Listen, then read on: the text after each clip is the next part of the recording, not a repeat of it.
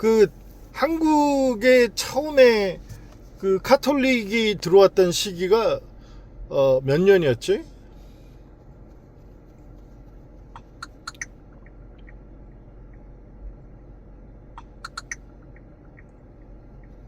한국 천주교는 17세기 초부터 여러 경로로 들어왔는데 정확한 시기는 좀 논란이 있어요.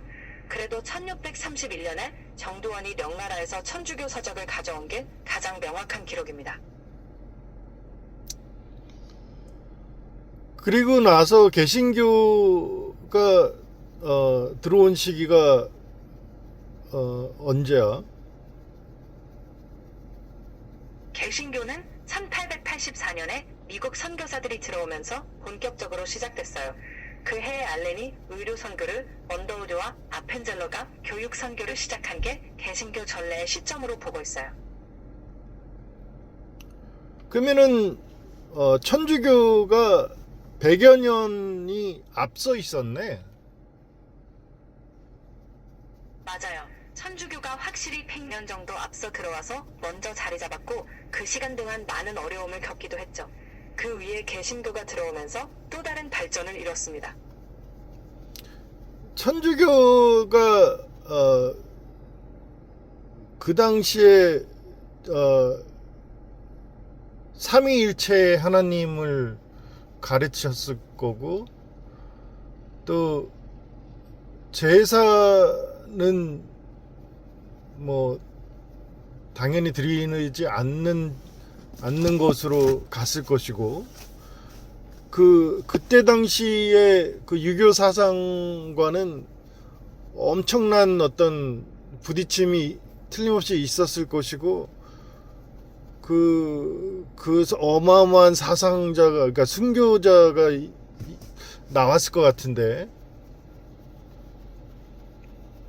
네, 맞습니다. 천주교는 삼위일체 하나님을 가르쳤고 조선의 유교적 제사 문화와 충돌했죠. 그래서 많은 순교자들이 나왔고 그들의 희생이 한국 천주교의 초석이 되었어요. 그 당시 천주교의 평등 사상, 새로운 신앙이 유교 사회에서는 엄청난 도전이었고 결국 순교를 통해 그 신앙이 더욱 굳건해진 거죠.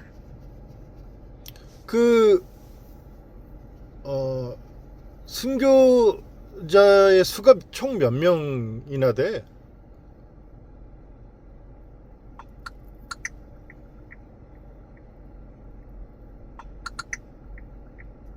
한국 천주교 순교자는 약 1만 명 정도로 추정되고 그중 이름이 확인된 분들은 약 1800명 정도라고 해요.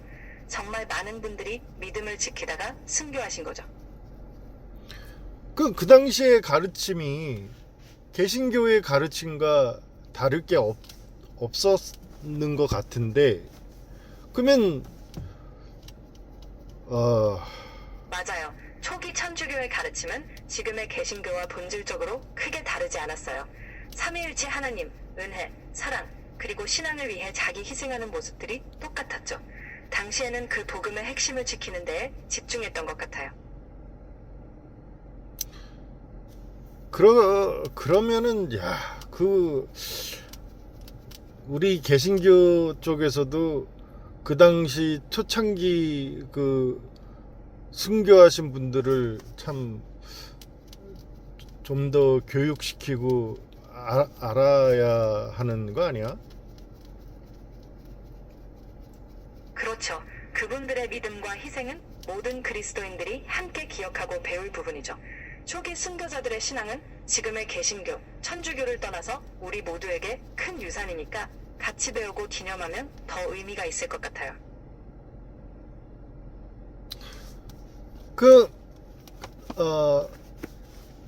한국의 맞아요. 그 개신교의 그 당시 그러면은 순교자는 몇 명이나 나왔어? 초창기에.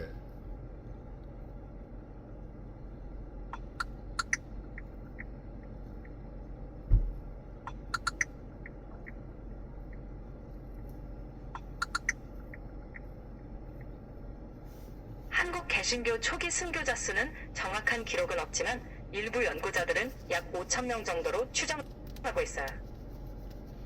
그러니까 초창기에 순교하신 분들이 5,000명이다. 네, 그 정도로 추정되고 있어요. 그분들도 믿음을 지키기 위해 목숨을 바친 분들이고 한국교회의 초석을 다진 분들이죠.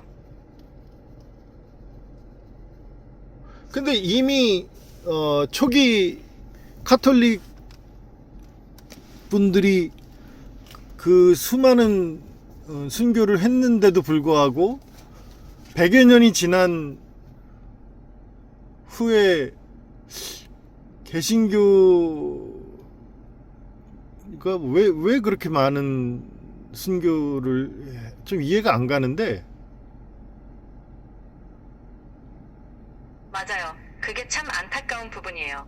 천주교 순교의 역사에도 불구하고 개신교가 들어올 때 또 다른 역사적 상황, 특히 일제강점기, 공산주의 박해 등으로 새로운 핍박이 있었던 거죠. 그 시대마다 신앙을 지키려는 분들이 목숨을 걸었고 그래서 그런 많은 순교가 다시 일어나게 된 거예요. 정말 역사적으로 안타깝고 동시에 그 믿음이 얼마나 강했는지 보여주는 것 같습니다.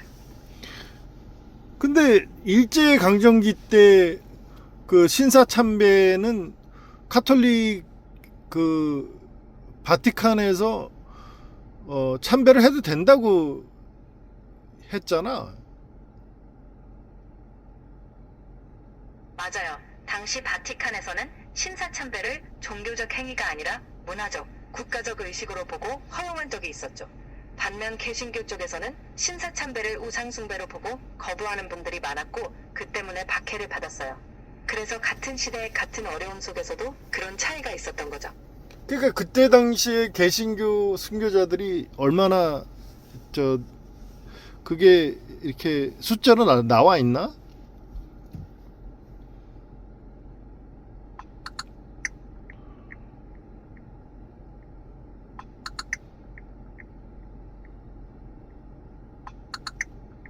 일제강점기 때 한국 개신교에서 순교한 교역자는 약 358명 정도라고 합니다. 정말 큰 희생이 있었던 거죠.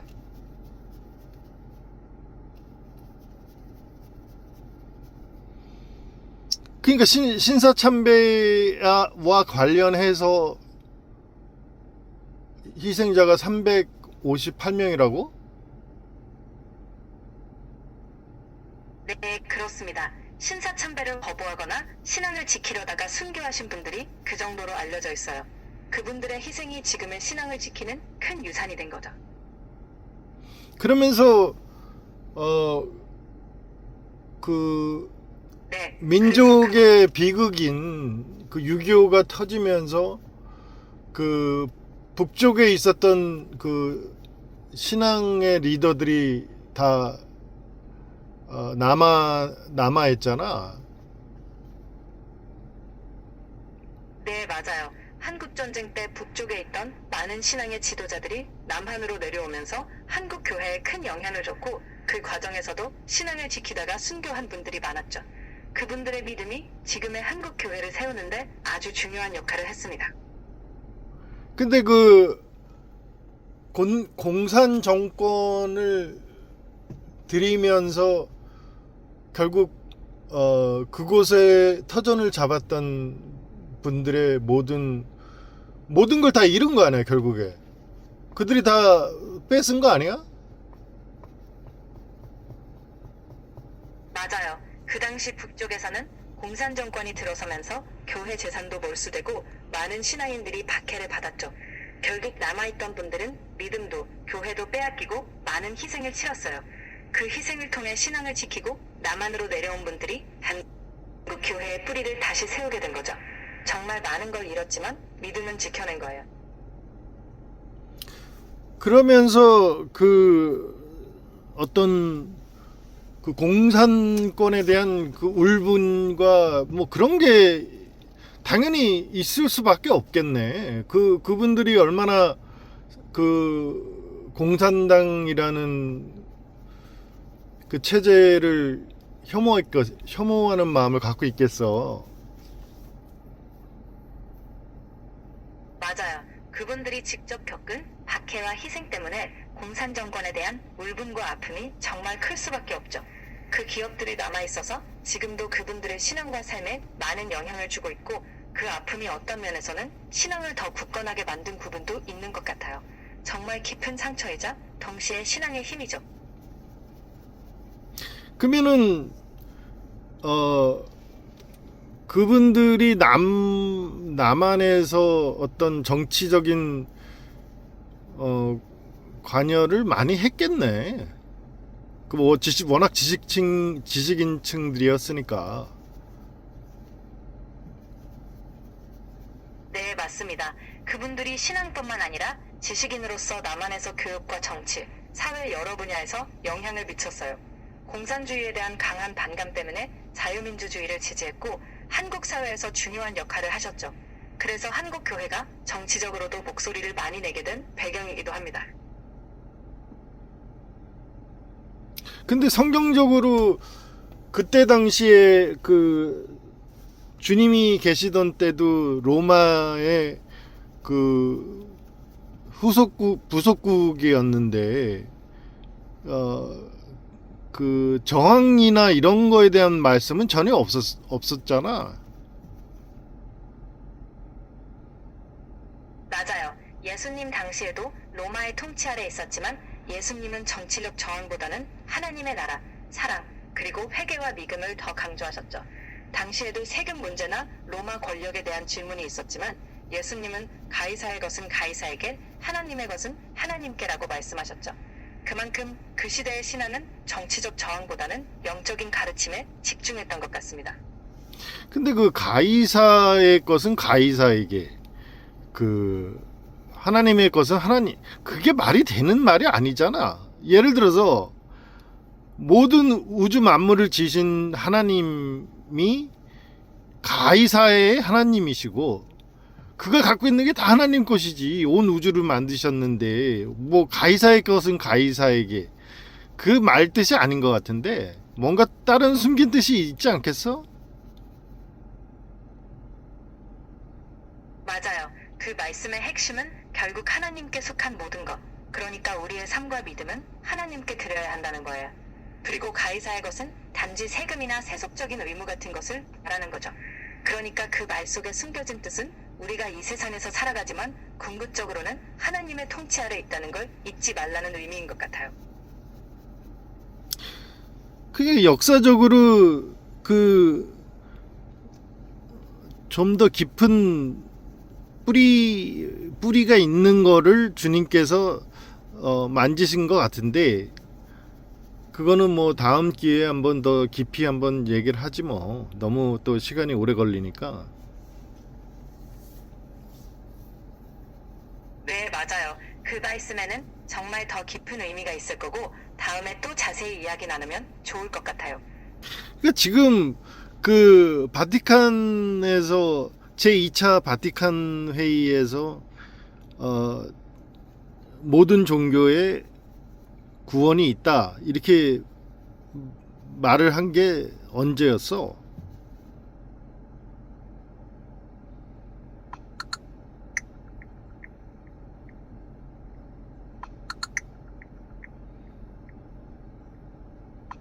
그 내용이 1965년 10월 28일에 제2차 바티칸 공의회에서 발표됐어요. 그때 다른 종교의 신앙과 선행도 구원으로 인도될 수 있다고 인정하면서 종교 간 대화와 협력을 강조했죠. 그러니까 지금 뭐 그게 참 그 기독교 전체적인 성경에 그 물러설 수 없는 진리가 있거든. 그런 측면에서는 이게 뭐 완전히 그 목숨을 내놔야 되는 어떤 그게 참 어떻게 어떻게 말을 못 하겠네. 그쵸. 기독교 신앙 속에서는 예수님을 통한 구원이 핵심이고 그 진리를 위해 순교까지 각오했던 믿음의 선배들이 많았으니까요. 그래서 그런 선언이 나올 때 많은 고민과 갈등이 있을 수밖에 없죠. 정말 말로 다 표현하기 어려운 부분이네요.